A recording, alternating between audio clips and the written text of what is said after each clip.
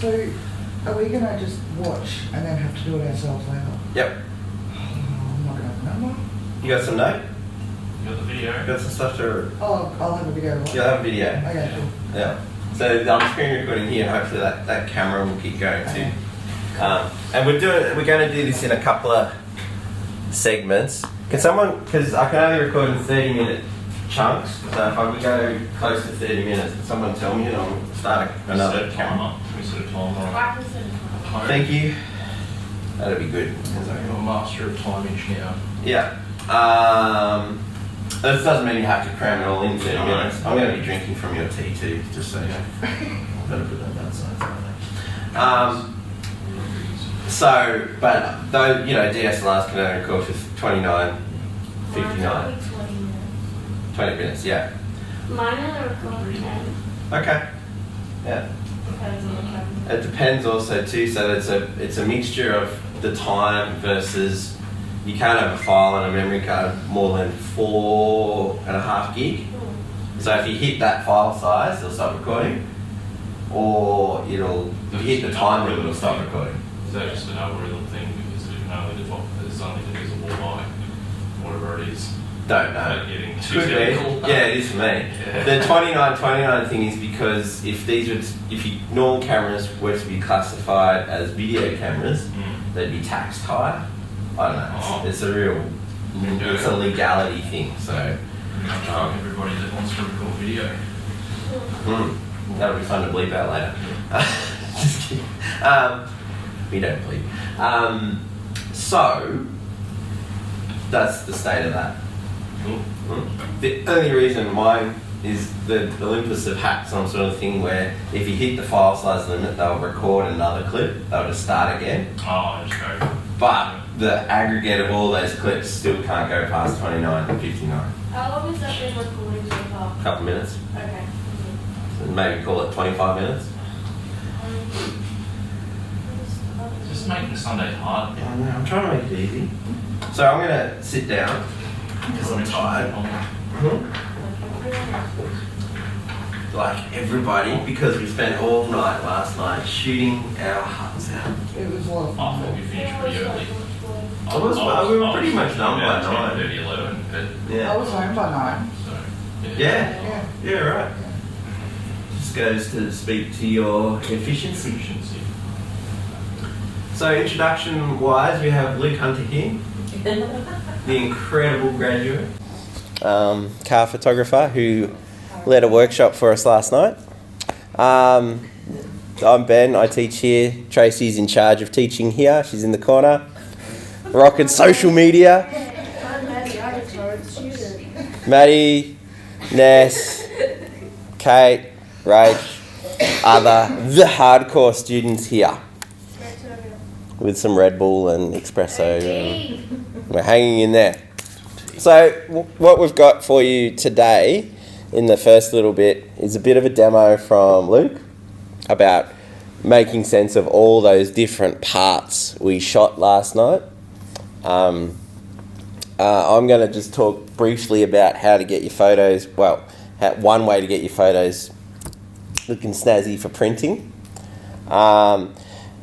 Zach Simpson is another graduate. He's sort of got the market cornered in Jindabyne for his portraits and adventure and drone work. He was going to be here, except he's got trouble with the brakes on his car. So he thought it might be best not to drive with no brakes. So we thought this might be an issue on Friday afternoon. So we spent Friday afternoon testing Skype. And we just tested it then, and he's coming through loud and clear. So we'll get to hear from him too. Yeah, so it's going to be a good show. Okay. It's going to be a good show. Trace, are you happy? I'm very happy. Nice. Trace is always happy. Trace is always happy. Now, yeah. Have you guys ever experienced... So, look, I've only downloaded a handful of photos. I haven't looked through all my memory cards. But have you felt that feeling where you go to import and it chugs and it takes forever to load? Yeah? And sometimes you just want to get through it a bit quicker than that? So, okay. There is several ways to do it. You can buy software that actually just quickly pulls out, like if we look at this program here and go into this folder here and this folder here, drilling into the memory card, there's everything on my memory card, you know what I mean? Super fast, yeah? Photo Mechanic is probably the industry standard one. You ever heard of Photo Mechanic? No. Photojournalists use it and stuff like that. I've been doing it like a pleb all this time. No, we'll still do it like a player because this way is not perfect. No. This other company on one photo made a program called Browse, and basically all it did was you'd put your memory card in, go to Browse, and it would just go. There's all your photo thumbnails. So the rub was it wouldn't show you any of your video ones, but it just meant instantly you could at least get a preview of all your photos, select them, and then you can copy and paste them, or you could send them straight to places like Lightroom, Photoshop, or any of your other programs. Yeah. So that's a pretty cool trick. Yeah. Now the cooler thing is, once upon a time I paid for that, but what On One Photo do is every year or 2 years they release another suite of applications. So. And in those applications, there's the Browse app, there's Enhance, there's Effects, there's the Portrait, there's the Layers app, and then so they have this little suite of programs, and you can pay about $100 every time to upgrade these, right? Photoshop alternative, yeah. What's nice about On One Photo is the minute they send out their new suite of programs, the old one goes free. So at the moment, they're up to, I think it's On One, I think they've done On One, I think the latest one's called On One Raw, which is effectively 11. So 10 is free. So you go to their website and you just give them your email and stuff like that. And then you get this for nix, for nothing. And I never use the editing stuff, really. It's not bad, but I just don't use it because I know Photoshop and... But the only thing I use it for is when, say, it's 10 minutes before class and you don't have time to wait for your 64 gig memory card to load. So you go in there and you go to the Browse module and you can see everything instantly. So, like, I haven't cleaned my card off for ages. There's Mother's Day. There's that Oyster. Remember that? Yeah, all that stuff's still there. That's a funny story. I'll tell you that one day. And then, there's even stuff when I was back home in Bateman's Bay. And it's pretty quick. Laura is going to kill me for that. Hey? He's not wearing a check shirt, it's great. You're dropping the ball there. You haven't seen what's under his jumper. And what you're not looking at the raw file, you're looking at the JPEG preview, yeah? So you guys know that in your raw file in your camera, there's a little JPEG embedded in there, and that's actually what you're seeing on the back of your camera screen. So sometimes you can be out there shooting and go, damn, that looks nice. Then when you put it in the Lightroom or Bridge or whatever, it's a little bit flatter. Yeah. Doesn't mean you can't get it back because you've got a raw file, but it's just sometimes there's that tiny little discrepancy. That's my first tip, yeah? On One Photo, 10 is free, download it and you get that browse thing. And you might never need to use it, but it's just occasionally you want to get to a photo really quickly to send it to someone. And that's just nice to have it lurking. Like I just have it on my taskbar there and I use it maybe 5 times a year. Happy days? The happiest. The happiest of days. Okay, so what I did was I went through my memory card really quickly and I just selected a bunch of random photos and I put them in a folder on my desktop called Printing Workshop. So, That's not good storage. okay, no, it's terrible file naming and I should cop a slap for that, but don't because I'm tired.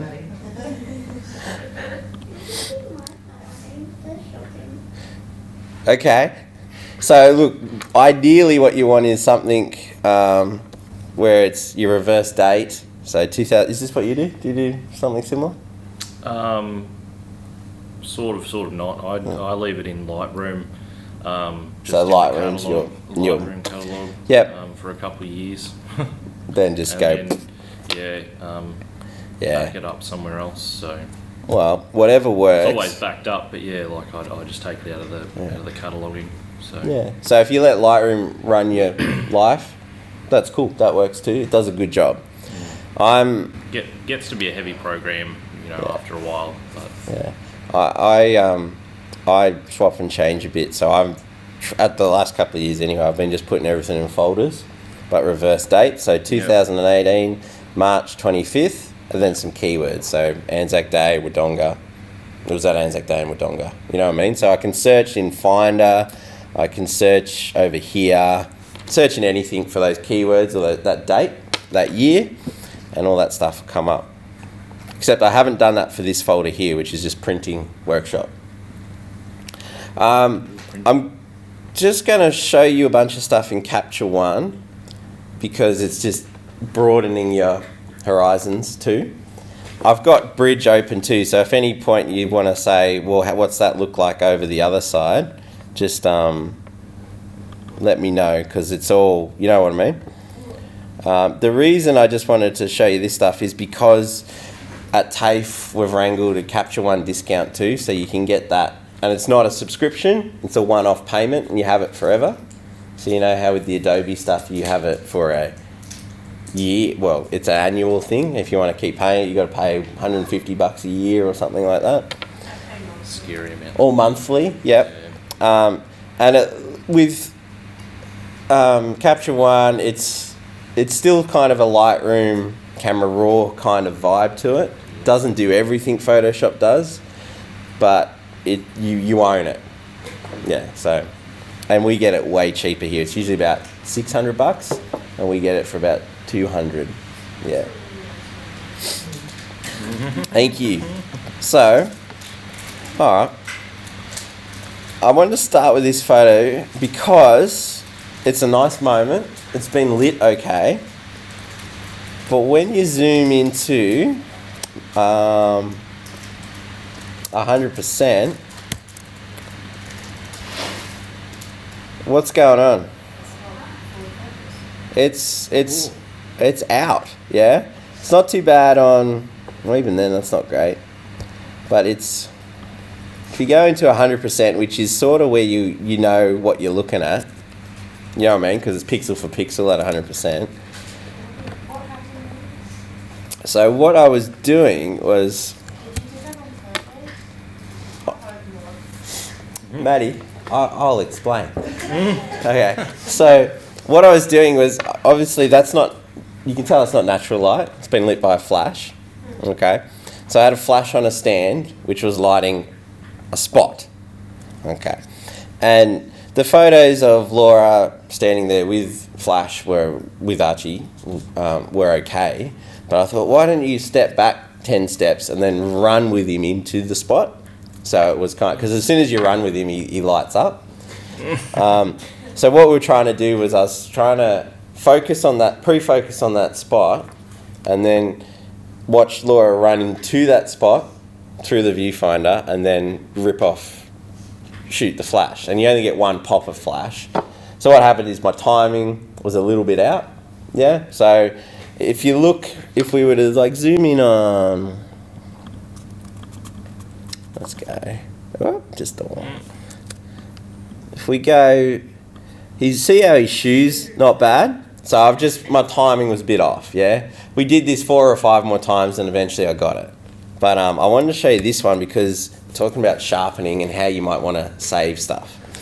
Would you put that photo on Instagram, small format, viewed on devices? You could. Yeah. You could. Yeah. No one would really notice. It's not. Use all the hashtags. All the hashtags? Hashtags. Yeah. All the hashtags. Get all the likes. All the likes, all the hashtags, yeah. But we do have a couple of tools to try and sharpen things, yeah? And these live in a couple of places. On Capture One, it's obviously under the sharpening heading and the little thing here. But what you can do is you can turn it up and things start to get a little bit crispier. Yeah? A little bit. A little bit. Now keep in mind that's the before and that's... In the program, is it? Huh? Is this just in program at the moment? Yeah. So it's okay. We can obviously crank it, and then up the radius, and then drop the threshold, and that's way sharper. But it's Clarity out of it. it's kind of cooked a bit. Fair to say. Yeah, it's a bit much. So it's always going to be a little bit of a balance of how much you can do. Very generally speaking, you're probably working with a smaller radius and a big amount, or vice versa. It's pretty rare that if you turn everything up, that's always going to look good. Capture One really limit how much you can sharpen, because I think they're aware that if you cook it and then go #Capture One, it's going to look terrible, and they don't want to be associated with that. But if you go into if we go into Camera Raw and you go over to your sharpener, where are you? Over here, you can actually, that radius can go up a little bit further, and in Photoshop you can, so it's kind of the same tool, yeah, but you get it's a little bit more full on. The nice thing about the sharpening over in RAW and Camera Raw or Lightroom is you use this all the time, don't you? It's this masking slider. Yeah? Yeah, you set it to a point and then... So the idea is this works a bit like your highlight and shadows warnings. So if you hold down Option when you slide it, you can actually determine where you kind of want the sharpening to fall. Yeah? Yep. So we're sharpening everything up there. We're sharpening only those lines. So whereas the if lighter it's areas. Yeah, Yeah, so okay. if you're at the other end, you're sharpening the whole image. So all those... Yeah, so we can actually kind of determine where it's going to... please sharpen the heck out of those edges, Yeah. and it should do a better job. Yeah? So that's kind of nice too. Trace, why do we always sharpen before we print? Yeah. Do you think it's a good idea? A lot of printers often just drop on a little bit of sharpening. Yeah? Yeah. Before you print, you need to have your finishing. So. Yeah. Trace, if I wanted to go A3 with this, Trace would be going, So you can see. Calm down. hey? Can you see the fuzziness in the print? Oh, it just accentuates it. Yeah. Yeah. The bigger you go, the softer an image will get normally. So if Bernard, well, he took a good photo of this as well, but if he, just normally they get softer as it gets bigger because the file size is only so big as well. So you end up stretching it more. So the big billboards and stuff you see will only be sort of a large, a 35mm camera anyway. Yeah. Like, Yeah. you can see close up that they're a little bit soft as well, but from a distance it's sort of okay. Yeah. Which is pretty small. Mm. Like, you'd be okay, but because we're printing Large format. Yeah. It's like when you post things onto the internet and stuff, like Instagram would be happily fine with that because it's a certain Yep. size. Yep. But as soon as you go to let's run your photo website or something and Yeah. you can see the full image, you can pick up pretty much everything. Absolutely. Yeah. The other thing too, I noticed it seems to me when you print the ISO, we get so obsessed about grain and stuff that you see in your screen. Printing seems to, Yeah, go the other way with that. yeah, so it's less of a thing when you're printing, but if your photo's out of focus or if your blacks and white points are off, it'll really sort of, you work out even stuff like your selective adjustments, like if you're painting over a sky or something like that, if you miss a bit or you use a hard brush, printing just has no mercy. Yeah, so, which is not a bad thing. So look, I mean, the pointy end of this stuff is the sharpening and the noise reduction. They're not like hand of God tools where you just put it on and it fixes the fact that you missed focus, but it can help. yeah? And if it's a nice-ish moment like this, it's possibly worth the fight to save. The other thing you've also got, you can go into Photoshop and hopefully it'll load quickly. But when you've got Photoshop, you've got layers. So you might find that if we, if we were to, I don't have a feather on my lasso, let's go. Good on you. 66. Why 66 and not 60? Because 66 is closer than less work than going 6 0. Oh, you're just lazy. Yes, I am. You've got to save time in post-production. Thank you, Luke. If you've got to get photos out, or like Ben used to would have had to do, is get it out for a newspaper, then 66 is the, if you wouldn't even think twice about doing it. 11. Just go Well, if you're bang. going a feather of 10 times 80 photos a day. Two fingers. Two hands again. Yeah. Well, like I said, it's just the one way I do it. Yeah. So what we can do is we can jump that area up to a new layer, and we can just sharpen that area that's out of focus. Yeah. So we can go extra on sharpening and try and nurse that area back up into being sharp like that area was. Yeah. All that makes sense.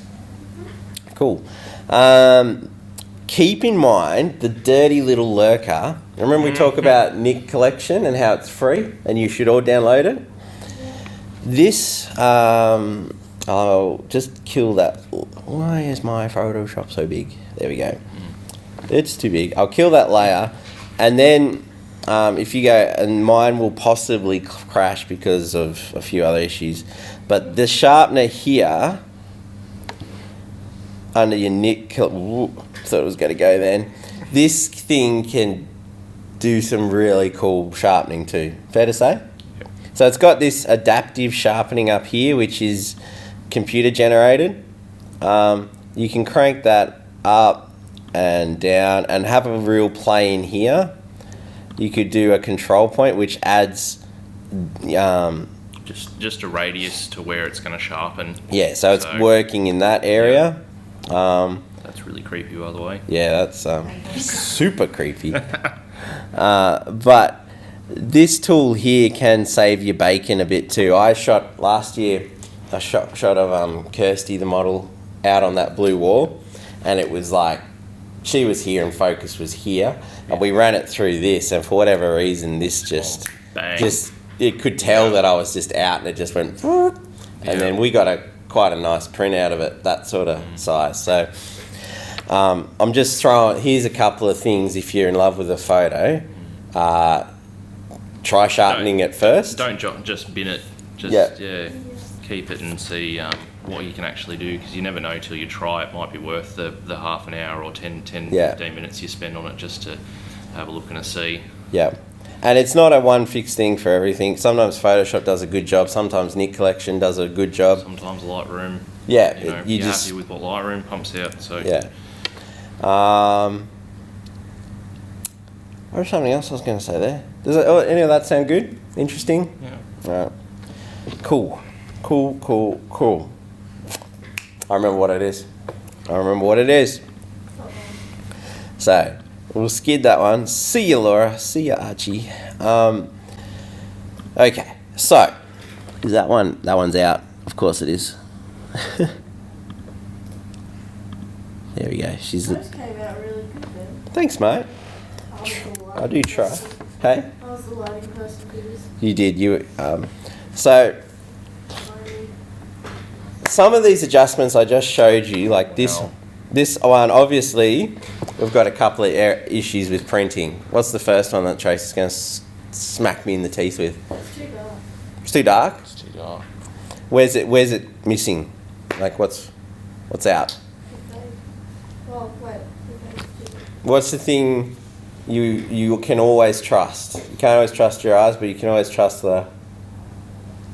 Oh, My mouse is literally over it. Oh, that thing. Yeah? your colour graph. Histogram? Instagram. Histogram, the graph, just whatever, the levels. Yeah.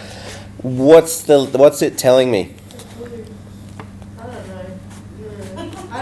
actually follow that. I know I should, but I don't. Well, the more you print, the more you might find it helpful. Screen stuff you can usually eyeball pretty well. But towards the, what are we thinking, the left-hand side, so as in this side of the screen, that's representing what tones? Yeah, so they're colours, but we're talking in terms of light or dark, yeah? Which parts of the graph are the light areas? Blue's dark.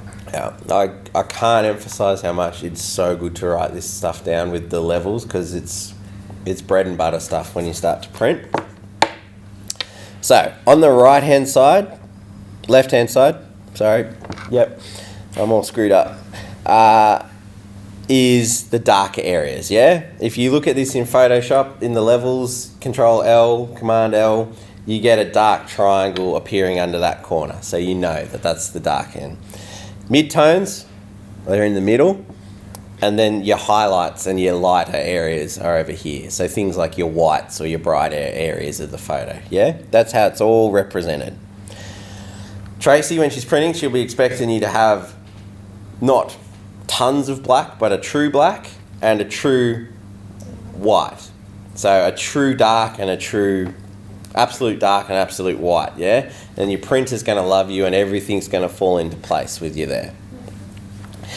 Keep in mind that light is coming from a light or through a window, going through the glass maybe of the frame, hitting the print, getting absorbed a bit, and then depending on the paper type, the light's coming back into your viewer's eyes, yeah? So if your photo is a little bit, what would you call this? What's your favourite word for a photo like this, Trace? Dark, flat. Yeah. Sunday's really kicked in.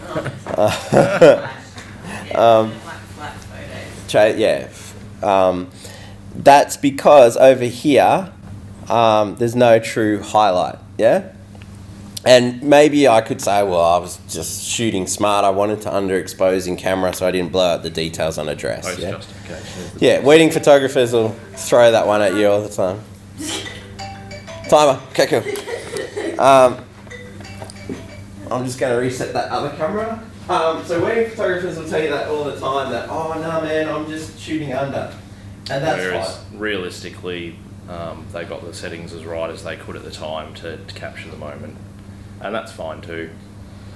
Just say letting know. Yeah, well, camera's just going to be... Here we go. We're back. I'm all tangled up. Yeah, you are. So, you know, I can buy that argument sometimes. Sometimes there's a point to it. You don't want to blow out the bride's dress. No. But this is a really easy fix for Trace, and all I need to do is get this part of the graph, you know, to meet the end of the... to get it over here. How can we do that?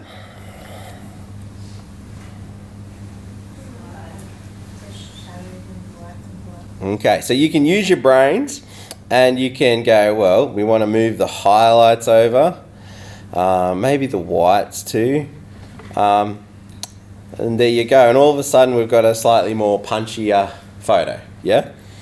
Now, Camera Raw is so nice, so is Lightroom. I'm pretty sure Lightroom does this too, in that if you're on full Sunday mode and you haven't had your coffee, you can come up to the graph and manipulate it. Yeah? You can literally dork with your graph up here. Lightroom actually, when you hover over it, says what you're changing as well, and it'll highlight the bit of bar in that histogram, and then you can play with it as well. So? Yeah, it's just doing the exposure. Yeah. Yep. So it'll choose what it wants to use to do that. Yeah. Cool. It decided to use exposure. You know, that's cool. So you know what I mean? This thing here when you're printing is pretty key. How do you know if you've gone too far? Okay. How can you tell? So you've got some visual... Kate, say it. don't you push it up? Yeah. You put on your blinkies. That's Totally, yeah. So if we put on our warnings, when we start to push too far, we're going, oh, I've started to blow out her forehead and her fingers and all those kinds of things, yeah? That's saying you've actually thrown data in the bin in those areas. And that can print, like if we turn that off, that can print really badly too. You just have these really hot spots on your piece of paper. So let's Control Z the heck out of that. So you can turn those things on and off. I personally don't like them on all the time. I find them a bit distracting. So what's a little shortcut to bring them on when you want them and get rid of them when you don't want them? Okay, this is another one to have in the margin of your notebook because you'll use it all the time. Option or Alt on your keyboard, if you hold that down and you maneuver any of these sliders, you get a different visualization, yeah? Yeah. So if we visualize that and then let go, we're clearly overexposed, yeah? So if we go, I'll do it with the blacks. So dark, there's so much build-up of ink in those areas. When we're printing, they're just going to look like, blah. Yeah, you'll pull it out of the printer and the page will just be like, won't be dripping, but you can tell. Yeah, and what it's saying is, okay, see there's a bit of yellow there? Your yellows are going first, and then, yeah, so it's just, basically, you want to see a little bit, you want to see something like that to say, yep, I've got a true black, and you might want to see a little bit of something like that just to say there's a bit of white. So you've got it, but you don't want to see tons and tons of either or. Does that make sense? Yeah, cool. Let's bring this one into Photoshop. And this is probably, are you good to go next? Yeah, I'm Yeah. good to go when we're good to go. Thinking about, if we sharpen an image overall, is that kind of always the effect we want? No? Are there areas of this photo we definitely want sharp, and there's areas of this photo we definitely want blurry? Yeah? So how can we go about differentiating that? Because if we go filter, sharpen, unsharp mask or something like that, we're sharpening everywhere. So if we look up in this area, can you see that little fine grain? That's the sharpening. So something like that makes her really crisp, so she'll come off the page. Actually, my lens was pretty in. It doesn't need much. But you know what I mean? We're sharpening everything. So Throwing a bucket of sharpness at it. throwing a whole bucket of sharpness at it. I love that. What are some of the things we can do to avoid sharpening everything? just select Perfect, yep. So you can throw a lasso around her. Yep. If you've got Photoshop on at home and you've got your latest version, I don't know if I have the latest version. Have you seen this? Is it under this tool?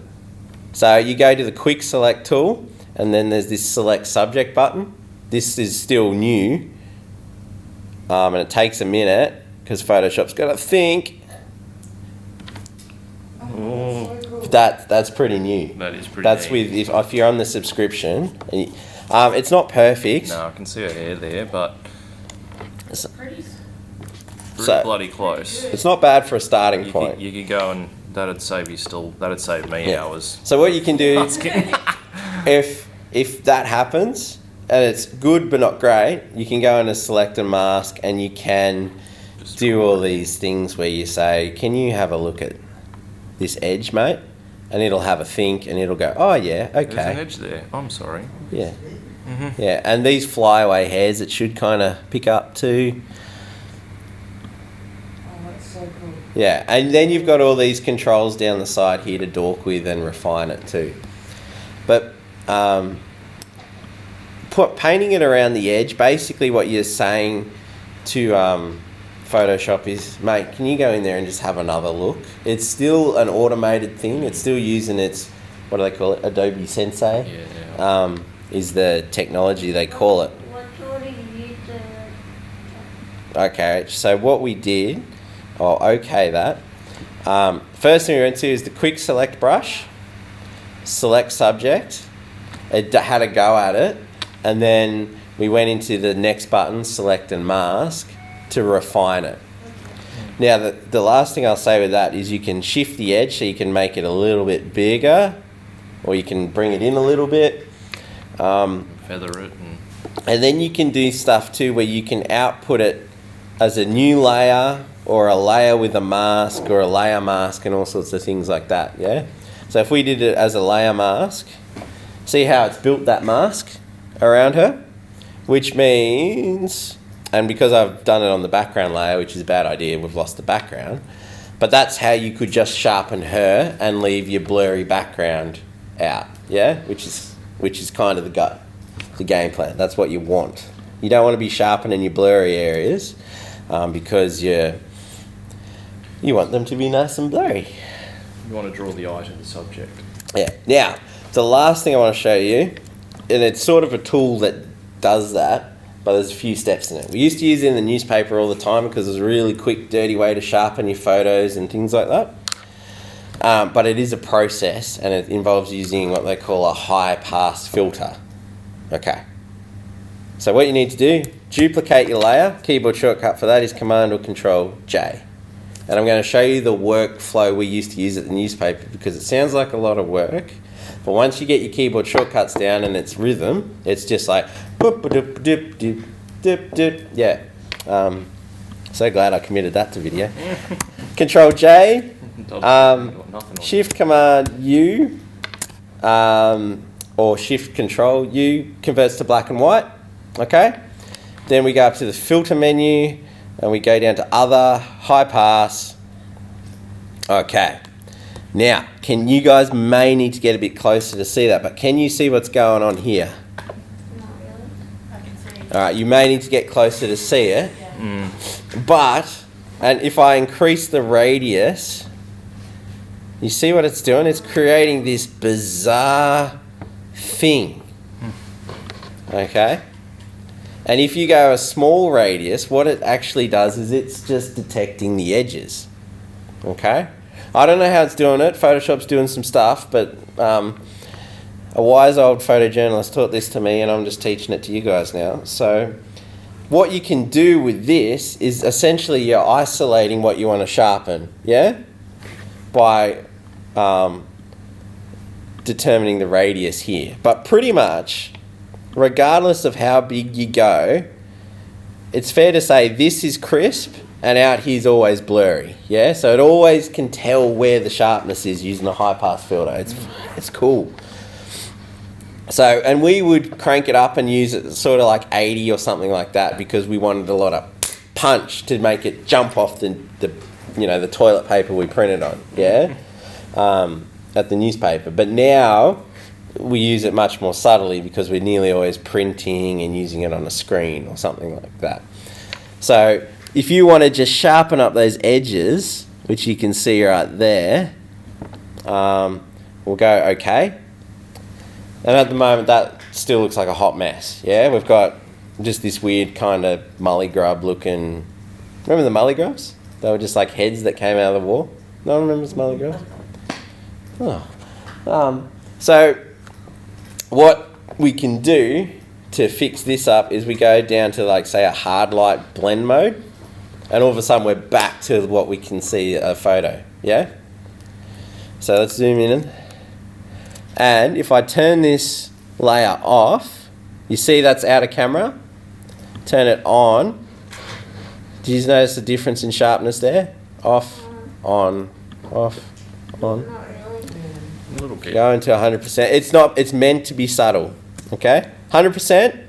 If someone can see that you've completely sharpened your photo, you've not done your job right, essentially. So Yeah? Yeah. So that's basically, it's just crisping up the edges, and the printer will appreciate that, and that'll print nice. And what it's done is done a pretty good job of protecting the blur out there. Yeah? You've got, keep in mind, if that looks like too much, you can drop the opacity. And to me, that looks a bit too much, but to you guys, you might want to run it heavy just so you get used to how it looks. Sophie Cook, Hey. fancy seeing you here. Hello. What's going on? Just doing a workshop. Good. Pull up a chair. So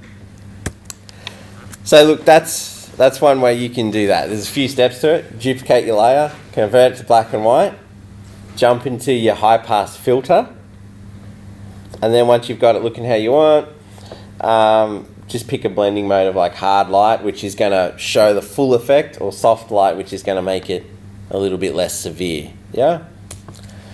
And we had that set up as like a little action, and it was all like boop, boop, boop, boop, with just your fingers, and it only took 5 seconds.